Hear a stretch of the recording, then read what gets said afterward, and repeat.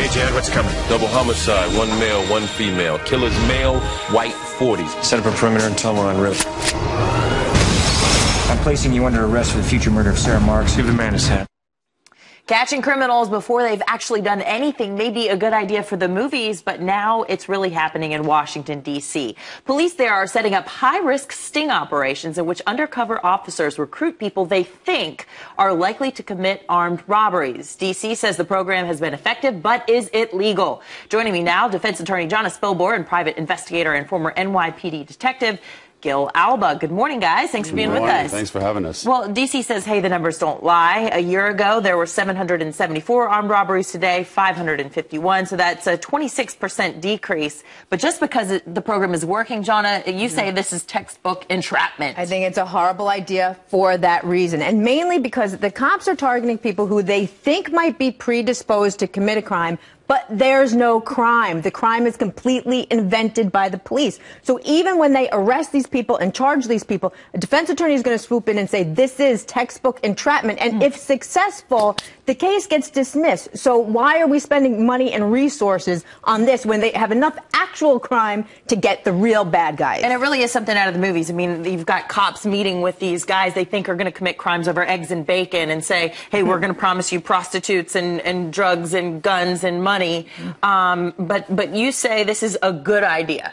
Yeah, I mean, do you know a lot of 18 and 19-year-olds that would do that if you, promise them guns and drugs and all that kind of stuff? Yeah, I mean, really, who are they targeting? They're trying to get the robbery rate down. I mean, these are violent crimes. And do they think that these guys are going to do it? No, they know they're going to do it. But entrapment is that they would unlikely be going to commit these crimes. You're saying they would likely commit these crimes anyway? Yes, the ones they're targeting, they do a lot of research on this and to find out who are they targeting. These are gang members. These are head gang members. And as you can see, they bring them in, they videotape it. They do everything legal because they want the system. And what do? They're getting convicted.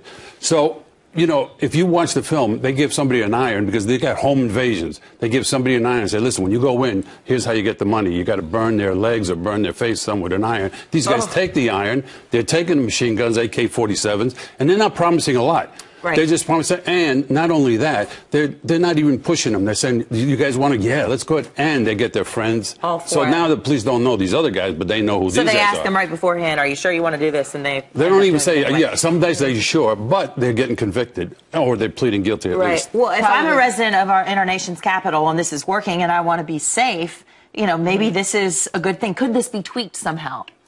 Could it be tweaked? Here's how we have to tweak it. On the front end, if you have gang members who are going to commit future crimes, then let's lock them up longer. Why are we letting them out after 5 years if we think that once they get out, and that's probably why they're pleading guilty. They could already be on probation or parole. Yes. You get popped for something like this and they entice you to a lower sentence if you plead guilty. That's why the figures are false, because look, there is no crime at the end of this rainbow. If there were, I wouldn't have a problem with the program. It's completely invented. That's the problem. Gil, if they end up making it to court, they get charged with something, they go to court for this, could they say, this is entrapment and be exonerated? Well, that's what the defense, that's all. The only reason this is out is because the defense attorneys are arguing that because their clients are going to jail.